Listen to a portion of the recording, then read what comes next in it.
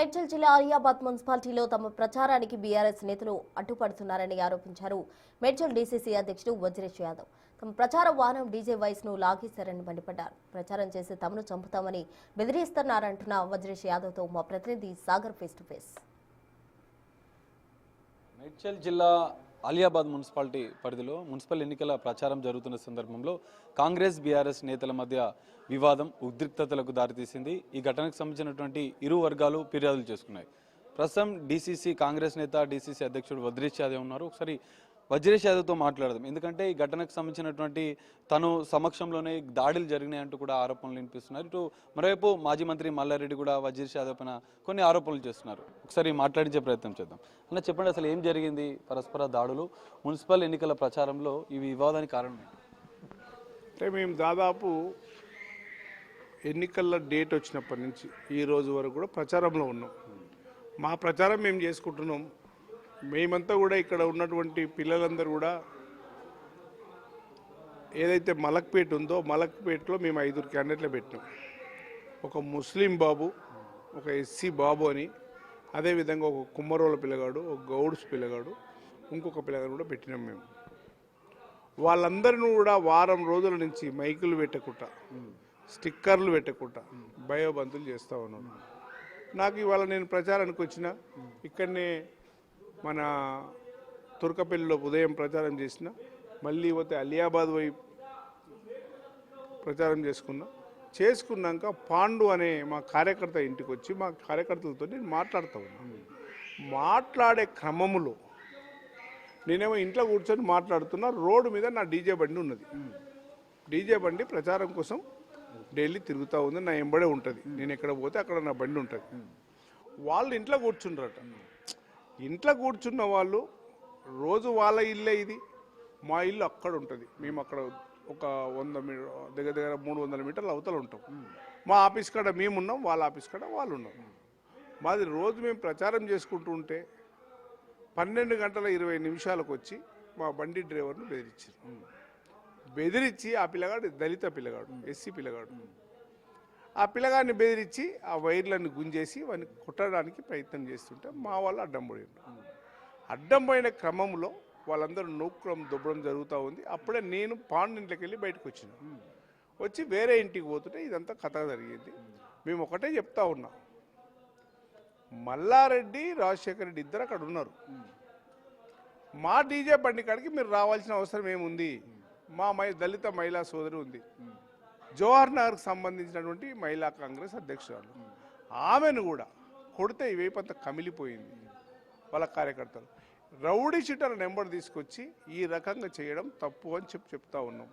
అంతా రౌడీ. మల్లారెడ్డి సమక్షంలోనే ఇదంతా జరిగింది. మల్లారెడ్డి ఇంట్లో ఉండి కావాలని చేపించింది ఇవన్నీ. మల్లారెడ్డి ఇంట్లో ఉండి, రాజశేఖర రెడ్డి ఇంట్లో ఉండి కావాలని చేపించారు, కావాలని కొట్టిరు మా కార్యకర్తలు. కనుక చట్ట ప్రకారం చర్య తీసుకోమని చెప్తున్నాం. మనం అరెస్ట్ చేయమంటున్నాం. మా ప్రకారం మేమేం చేస్తున్నాము, 5 సంవత్సరాల నుంచి 2 సంవత్సరాల నుంచి మా ప్రభుత్వం వచ్చినాక 12 సంవత్సరాలు నువ్వు 5 ఏళ్ళు ఎంపీగా ఉన్నావు, 5 ఏళ్ళు మంత్రిగా ఉన్నావు, ఇప్పుడు ఎమ్మెల్యే ఉన్నావు. మరి ఇప్పుడు ఎమ్మెల్యే ఉండి నువ్వేం చేస్తున్నావు? ఎమ్మెల్యే ఉండి చెప్పుకో. 2 సంవత్సరాలు పెద్ద కానరాలే, దొంగలు అక్కడ జాకున్నాడు. ఎవరైనా వస్తే మాకు పని చేస్తున్నారు ప్రభుత్వం అన్నది. ఇప్పుడు వచ్చి రూపాయల కట్టలతో పనిచేస్తూ ఉండు, కావాలని చెప్పి మా కార్యకర్తలను వేధిస్తూ ఉండు. కనుక మేము ఒకటే చెప్తా ఉన్నాం, చట్ట ప్రకారంగా అతన్ని అరెస్టు చేయాలి. మా దళిత సోదరిని కొట్టిండ్రు, దళిత సోదరిని కొట్టడం ఎంతవరకు కరెక్టు? ఆయన ఎంబడి ఉన్న పాండు అనేటైనను, పాండో ఏదో పేరు చెప్తున్నారు, పరమేశ్వరుడు ఆయన మేము కొట్టినామంటున్నారు. మేము కొట్టినట్టయితే అతను రౌడీ షీటర్ ఎందుకు వచ్చింది వీడికి? అతనికి ఈడేమి సంబంధం? మల్లారెడ్డి కారు మీద కోడిగుడ్లతో దాడి చేపించారు. వజ్రేష్ యాదవ్ సమక్షంలో ఇదంతా జరిగిందని మల్లారెడ్డి ఆరోపిస్తారు. నేను నా సమక్షంలో కోడిగుడ్లతోని కానీ, మా దగ్గర కత్తులు లేవు, కటారులు లేవు. ఆయన అల్వాలకు సంబంధించి, మల్కాజిరికి సంబంధించినటువంటి రౌడీలను తీసుకొచ్చి అందరు రౌడీ షీటర్ ఉన్న పిల్లలే, వాళ్ళ వీడియోలు ఉన్నాయి, చెక్ చేయమంటున్నాం. అన్ని వీడియోలలో ఉన్న వాళ్ళందరినీ ప్రభుత్వం అరెస్ట్ చేయమంటున్నాం. అరెస్ట్ చేసేంత వరకు మేము ధర్నా చేసినందుకు వాళ్ళ చట్ట ప్రకారం చర్య తీసుకోమని చెప్తున్నాం. SC/ST కేసు బుక్ చేయాలి. మా మహిళను కొట్టినందుకు క్షమాపణ చెప్పాలి, మా డ్రైవర్ను కొట్టినందుకు క్షమాపణ చెప్పాలి. ఈ 2 కేసులు కూడా కట్టాలి, వాళ్ళని అరెస్టు చేయమని చెప్పి మేము డిమాండ్ చేస్తున్నాం. మీరు ఇలా చెప్తున్నారు, మల్లారెడ్డి మాత్రం ఇప్పటికే పోలీస్ స్టేషన్లో ఫిర్యాదు చేశారు. వజ్రేష్ యాదవ్ ఉద్దేశపూర్వకంగా మా పైన దాడి చేశారు, వజ్రేష్ యాదవ్ను అరెస్ట్ చేయాలి, అరెస్ట్ చేసే వరకు మేము ఇక్కడ కదలమని ఆరోపణ చేశారు. నేను దాడి చేసినట్టు, నా దగ్గర కత్తులు ఉన్నట్టు, నా దగ్గర రౌడీ షీటర్లు ఉన్నట్టు ప్రూఫ్ చేయి, నన్ను అరెస్ట్ చేయాల్సిన అవసరం లేదు. నేనే పోయి పోలీస్ స్టేషన్లో కూర్చుంటాను. నేను కనుక రౌడీ షీటర్ అయితే నా ఎంబడి ఏ రౌడీ షీటర్ ఉండో, నీ ఎంబడి ఎంతమంది రౌడీ షీటర్ ఉండో చూపి, నేనే చెప్తున్నా, వీడియోలు తీయండి. నీ దగ్గర రౌడీ షీటర్ ఉన్నారా లేదా చూడు. రౌడీలను తీసుకొని ఎందుకు వస్తున్నావు?